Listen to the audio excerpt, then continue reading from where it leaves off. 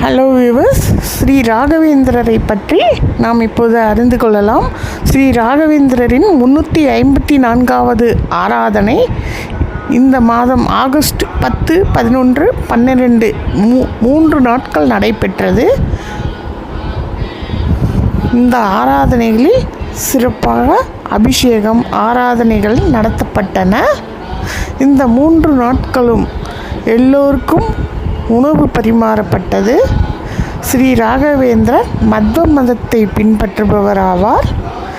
அதனால் இங்கு நிறைய கன்னடம் பேசுபவர்கள், மராத்தி பேசுபவர்கள் இந்த ராகவேந்திரர் கோயிலுக்கு நிறைய பேர் வருவதை நாம் காண முடியும். இந்த கோயில் சாலி கிராமத்தில் உள்ள ராகவேந்திரர் கோயிலாகும். ஆராதனையின் போது எடுக்கப்பட்டது. ராகவேந்திரர் பல அற்புதங்களை நிகழ்த்தியுள்ளார். அவருடைய ஆராதனை இப்பொழுது இந்த மாதம் நடைபெற்று முடிந்தது. ஜீவசமாதி அடைந்ததை குறிக்கும் வகையில் இந்த ஆராதனை நிகழ்த்தப்படுகிறது. ஸ்ரீ ராகவேந்திரர் புவனகிரியில் பிறந்தார்.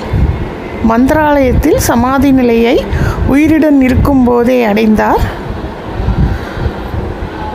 அவர் பக்தர்களுக்கு ஏற்படும் துன்பங்களை அகற்றி நல்வழிப்படுத்தி காத்துள்ளார். ஆராதனை 3 நாட்கள் கொண்டாடப்படுகிறது. பூர்வ ஆராதனா, மத்திய ஆராதனா, உத்தர ஆராதனா என்று இந்த ஆராதனைகளை குறிப்பர். ஸ்ரீ ராகவேந்திரரின் ஸ்லோகம்: பூஜாய ராகவேந்திராய சத்யதர்மரதாயசாம் பஜதாம் கல்பவருக்ஷாய நமதாம் காமதேனுவே. இந்த 3 நாட்களுக்கும் எல்லோருக்கும் இங்கே உணவு பரிமாறப்படும். எல்லோரும் சமம் என்று கூறியவர் ஸ்ரீ ராகவேந்திரர். இது மத்திய ஆராதனையின் போது எடுத்தது. இந்த கோயில் வடபழனியில் உள்ளது. ஸ்ரீ கிருஷ்ணர் ருக்மிணி தாயாருடனும் இருக்கிறார். மிகவும் சிறப்பாக நடந்து முடிந்தது ராகவேந்திரர் ஆராதனை. ஒருமுறை ஸ்ரீ ராகவேந்திரர் கும்பகோணத்தில் உள்ள மடத்தில் தங்கியிருந்தார். அப்பொழுது அவரை காண 3 ஜோதிடர்கள் அவரை காண வந்திருந்தனர்.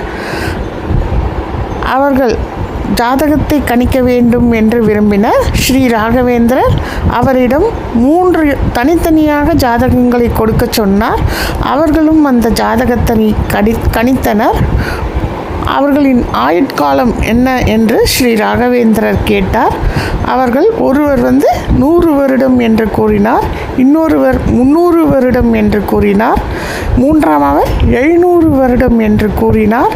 எல்லோருக்கும் ஒரே அதிசயம், என்ன இது ஒரே ஜாதகத்தை வைத்து ஆயுட்காலம் மாறுபட்டு இருக்கிறதே என்று திகைத்தனர். அந்த ஜோதிடர்கள் இது யாருடைய ஜாதகம் என்று கேட்டனர். அதற்கு ஸ்ரீ ராகவேந்திரர் இது என்னுடைய ஜாதகம்தான் என்று கூறினார். பின்பு அவர் 3 பேரும் கூறுவது உண்மை, நான் உயிருடன் இருப்பது 100 வருடம், அதனையே இந்த ஜோதிடர் 100 வருடம் என்று கூறினார். 2ஆம் ஜோதிடர் கூறியது போல எனது கிரந்த நூல்கள் புகழ்பெற்று விளங்கும் காலம் 300 ஆண்டுகளாகும். அதனால் அஜோதிடர் எனக்கு 300 ஆண்டுகள் என்று கூறினார். 3ஆம் அவர் கூறியது 700 ஆண்டுகள். அவை நான் இந்த பிருந்தாவனத்தில் இருந்து நான் பக்தர்களை காக்கும் ஆண்டுகளே 700 ஆண்டுகளாகும்.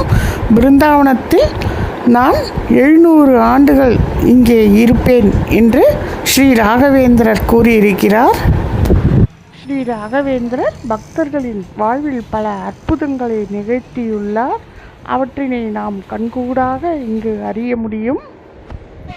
நம்ம சூப்பர் ஸ்டார் ரஜினிகாந்த் அவர்களும் ஸ்ரீ ராகவேந்திரர் என்ற படத்தில் நடித்திருக்கிறார். அதன் மூலம் ஸ்ரீ ராகவேந்திரரை பற்றி நாம் அறிந்து கொள்ளலாம்.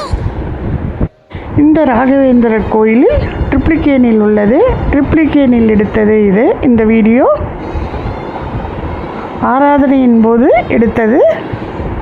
தக்ஷிண மந்திராலயம் என்று ட்ரிப்ளிகேனில் உள்ள ஸ்ரீ ராகவேந்திரர் கோயிலை கூறுவதுண்டு.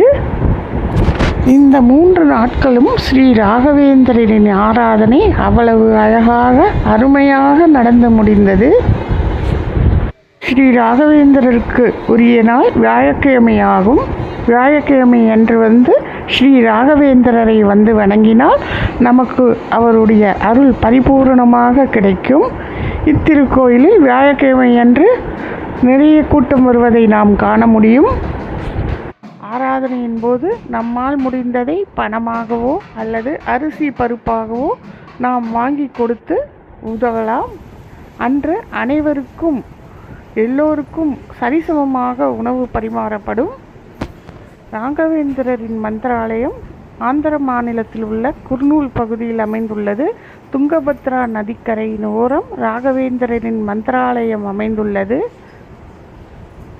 ராகவேந்திரர் ஆராதனை ஒவ்வொரு வருடமும் சிறப்பாக நடைபெறுகிறது.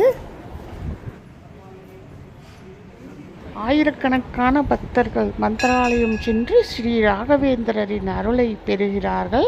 உங்களால் முடிந்தால் நீங்களும் வாழ்வில் ஒரு முறையாவது மந்திராலயம் சென்று ஸ்ரீ ராகவேந்திரரின் அருளை பெறுங்கள். இந்த கோயில் டி நகரில் உள்ளது. ராகவையா ரோடில் உள்ளது ராகவேந்திரர் கோயில். புகழ்பெற்ற திருக்கோயில். ஆராதனையின் போது எடுக்கப்பட்டது.